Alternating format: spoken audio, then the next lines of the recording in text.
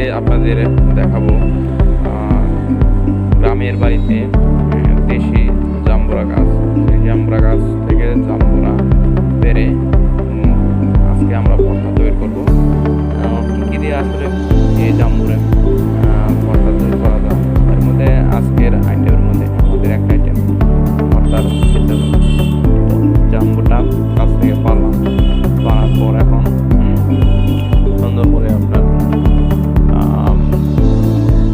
পরিষ্কার করার জন্য নিয়ে যাচ্ছি। তারপর শুকলাগুলা কাটা হবে।